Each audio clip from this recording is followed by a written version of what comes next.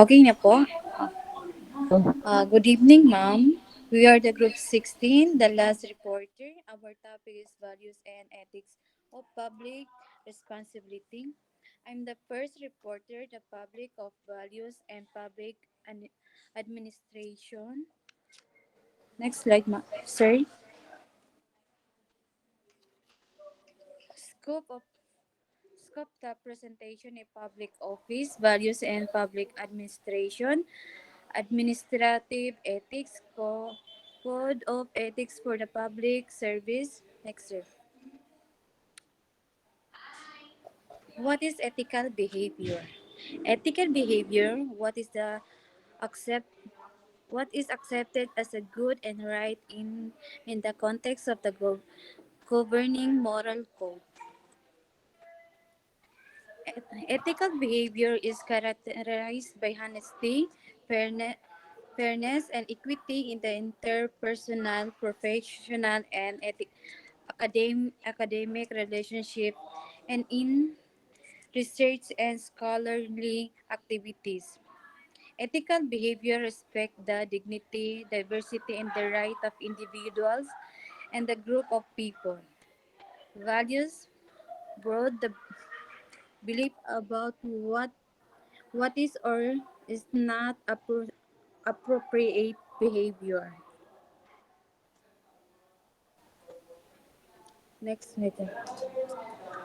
Public office. Public office is the both a duty and the position of great importance in a government bureaucracy. Public office, an office created by the institution or legislative act having a definite tenure and involving the power to carry out the some governmental function. Rules of public office. Next slide. Public office a public trust. Public officers and employees must at all times be accountable to the people serve them with the utmost responsibility, integrity, and loyalty. And efficiency, act with the patriotism and justice, and lead modest lives.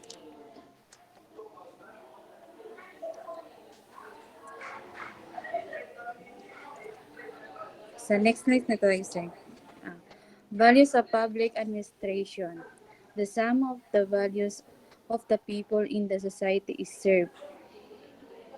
It changes as rapidly as do that people values. Next.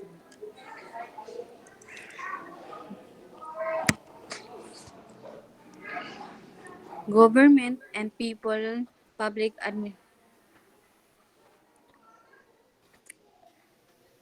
administration. They are responsible to the elected government, not the political party. They develop and deliver programs or services, inform the policy making, and provide evidence-based advice to the leader.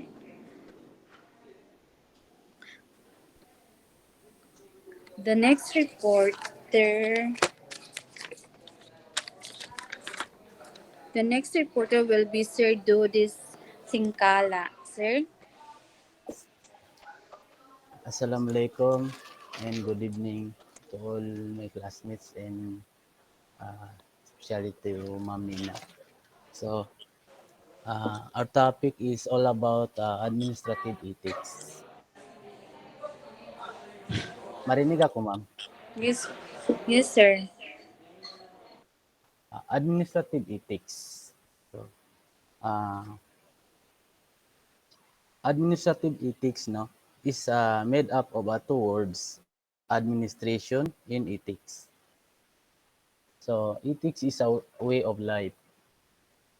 Society's views of what constitutes appropriate behavior by its public officials. So, administrative means administration. So, administration is the process of managing an organization of its public affairs or the government, while ethics is how we distinguish between right and wrong and act on what we take to be right. So, administration ethics can also be described as the set of moral norms and requirements for those in the public administration to aim their professional activity at attaining commonwealth and effective use of moral values.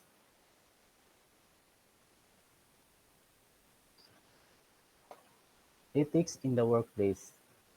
What is ethic? What is in what is an ethical dilemma?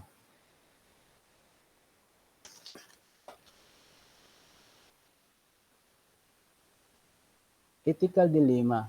In philosophy, ethical dilemma, also called ethical paradox or moral dilemma, is a problem in the decision-making process between two possible options, neither of which is absolutely acceptable from an ethical perspective. Ethical dilemma are situations in which every available choice is wrong. So, example of ethical dilemmas. No? Ito yung mga example ng ethical dilemmas. Uh, Number one is, should I support my boss's incorrect views? Kumbaga yung dilemmas na sinasabi, kumbaga yan yung nalalagay ka sa complicated. No? Kagaya ng example is, uh, kumbaga ang tanong niya doon is, susuportahan mo ba yung boss mo na hindi naman tama yung pananaw niya? So, kumbaga, yung boss mo is, ah, susuportahan mo ba kahit hindi tama yung kanyang mga paningin o pananaw? Kumbaga, nasa complicated ka na sitwasyon. So, number two is, should assign a false document. Kumbaga, kahit na yun yung tanong mo sa sarili mo, no? Kahit na mali yung kailangan mo bang i-sign? Yeah, kahit na mali. So, number three is, should I accept a gift from a client? So, ito yung bibigyan ka ng regalo ng kliyente. No? No, ano ba, kung tatanggapin mo ba or hindi. And four is, should I give special treatment to a friend of boss a friend? Bibigyan mo ba ng special treatment yung kaibigan ng boss mo? Yung nalalagay ka sa dalawang complicated, no, na sitwasyon. So, ethical dilemmas conflicting responsibilities is the most typical way public administrators experience ethical dilemmas. So, what are your responsibilities? So, ito yung itatanong sa isang uh, public official o even sa sarili natin. So what is your responsibilities to the public, to the stakeholders, to the organization, or to the profession, to your colleges, or to yourself? So we have a 9 causes or factor of negative behavior in government. So ito yung makikita mong kadalasan na mga negative behavior ng isang uh, government official, no, or government employee. No? Number one is ito yung the difficulty of copying the economic realities because of unrealistic salary levels of government employee. So number two is the excessive desire for wealth and the good life among other higher echelon government official. Kumbaga, halimbawa, yung may mga sobra na sa pera, so kaya ginagamit niya, no, para sa kanyang malukong pamumuhay. No? Yung ibig niyang sabihin, na mga sobra o kinukuha niya ng mga pera na ginagamit niya. So number three is low moral standard or values.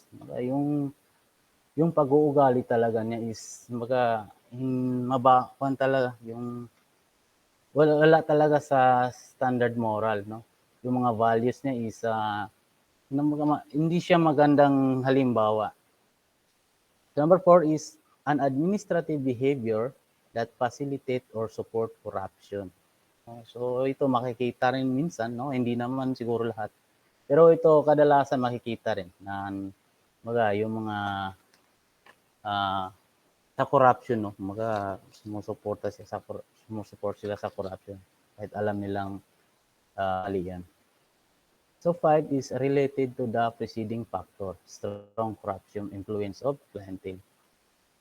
So yun yung minsan sa through client, so doon nagsisimula yung pagiging isang corrupt ng isang public official o isang government employee. So 6 is a bad example set by the leadership. So ito yung pang-anim, no? Minsan naman na doon nagsisimula sa leadership, no? Kung siyempre kung nasa mababa ka lang na posisyon yung iba, parang sumasakay ka na lang sa isang leader. So kahit alam mong hindi tama. So number 7 is the kinship system. So ito yung sistema na magkakamag-anak, no? Parang din siya yung kamag-anak din ng yung palakasan, parang ganun. So 8 is a cumbersome system of justice. No, ito yung mabagal, no? Mabagal na sistema ng hustisya. Ito yung pang-8. So ang the last is unenforceable and obsolete laws. Yung hindi di mapapatupad na batas, no? Kasi nga ito'y luma na, ito'y dati na, no? Lumipas na, kumbaga hindi na siya applicable sa sitwasyon ngayon, no? Sa nangyayari ngayon. So useless, no? Parang wala na rin siyang halaga. So that's my report. Then the next reporter is si Ma'am Renalyn po. Ma'am Renalyn. Okay, good evening. Irene Marcino report is all about Code of Ethics for Public Service. Code of Ethics is a self-regulation manual among professionals.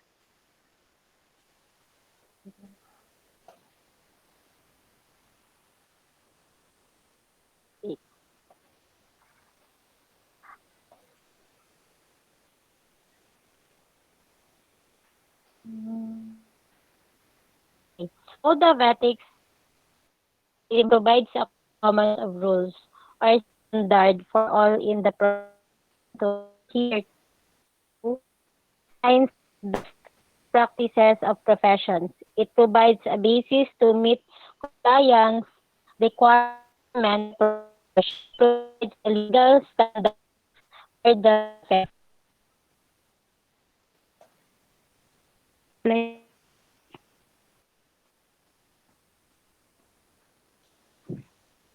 Next is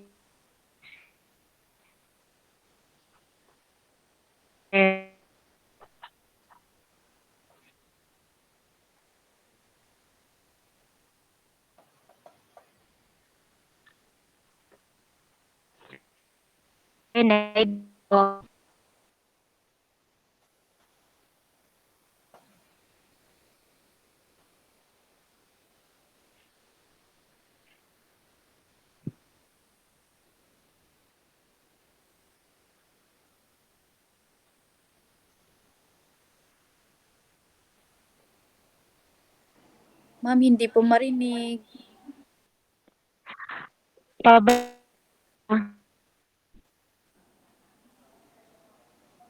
Ma'am, hindi siya marinig.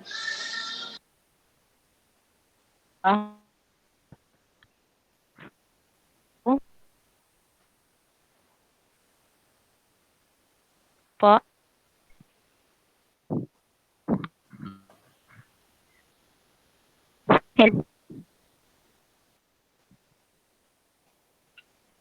Hello.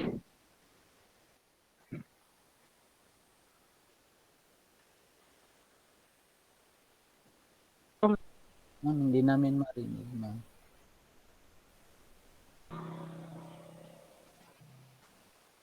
Hello, marinig niyo pa ako? Okay na, Akin yan, ma'am. ma'am. Okay na, Opo, ma'am. opo, ganyan. Okay. Sige. Sir, wala niyo ako narinig kanina. Yung iba narinig namin, ma'am, dito sa may Code of Ethics. Okay, next mo po. Next niyan, sir.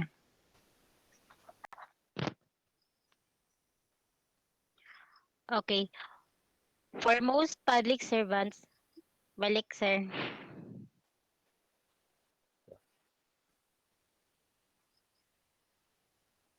Yan. Okay. For most public servants, the taking of an oath of loyalty merely formalizes a resolution already made. It amounts for an outer expression of an inner dedication. The legal aspect of a code of ethics by which the public employee is guided in all his official acts and by which he expects for his fellow workers proceed. So as a government servant, um, meron kaming panunumpa na hindi namin gagamitin ang sarili naming profession para sa sarili naming kapakanan, kundi to serve the public. So as a land banker, we serve the client with integrity and honesty. Um,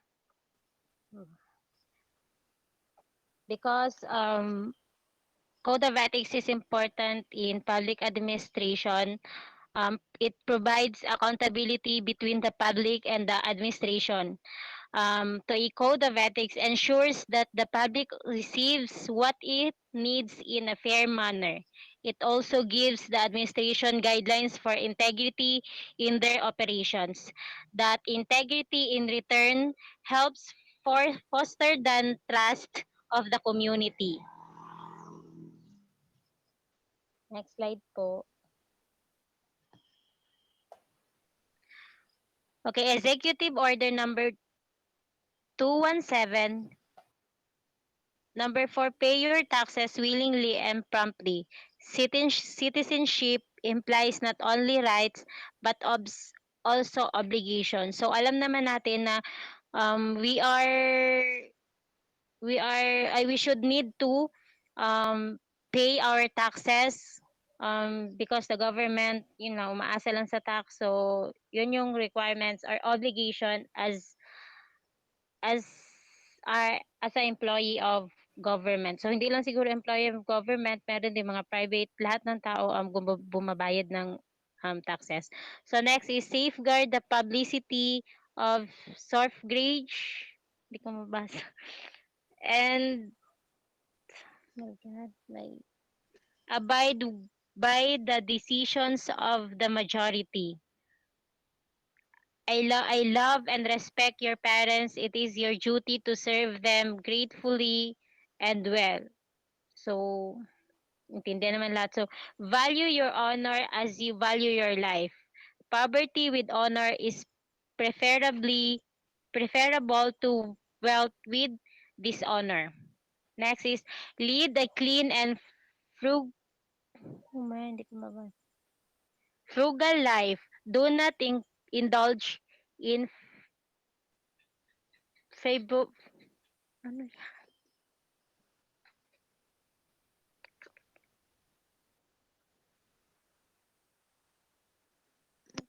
Be simple in your dress and modest in your behavior. Next slide, please. Executive Order number 217, number 9, live up to the noble traditions of your people. Venerate the memory of the heroes. Their lives point the way to deny the honor. Be industrious, be not afraid or ashamed to do manual labor.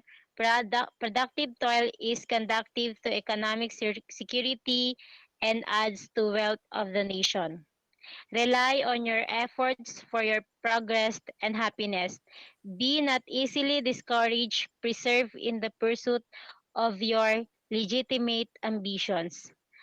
12. Do your work cheerfully. thoroughly and well. Work badly is worse than work undone. Do not leave for tomorrow what you can do today. So that's next slide, please. Okay, more pa. Contribute to the welfare of your community and promote social justice. You do not live for yourself and your families alone. You are part of society to which you owe definite responsibilities. 14. Cultivate the habit of using goods made in the Philippines. Patronize the product and trades of your countrymen. Use and develop our natural resources and conserve them for prosperity. Prosperity. They are inalienable heritage of its people. Do not traffic with your citizenship. Code of Ethics for Public Officers and Employees. Respect and uphold the Constitution and laws of Republic of the Philippines. Observe the highest standard of morality, integrity, honesty, loyalty, and devotion to the public local. Ay,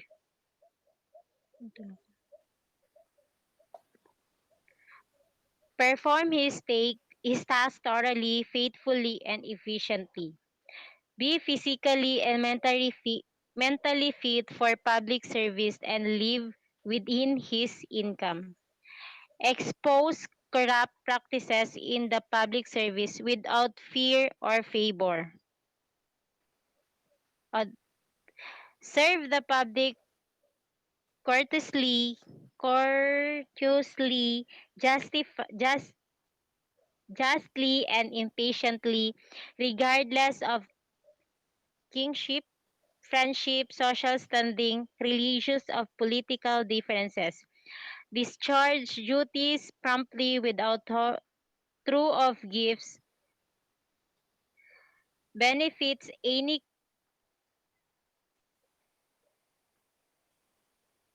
communication which may influence the proper performance of official functions.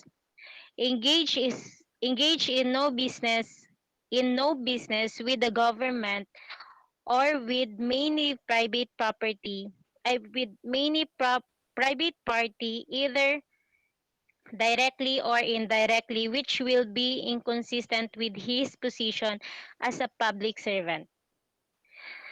Divulge no confidential information coming to him by the nature of his office or duties.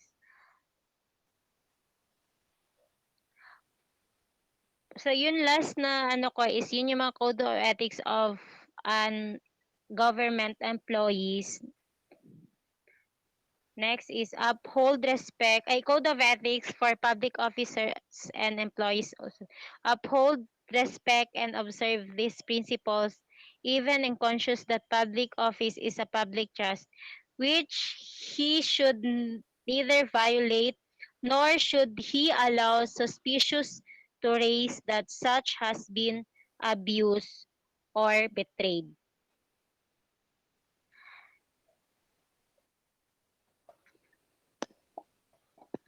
Yan lang po lahat ng aming report. So, code of ethics as officer and employees is so important in the organization to um, para mag, mabigay nila kung ano yung needs ng tao as a public servant. So, yun lang po.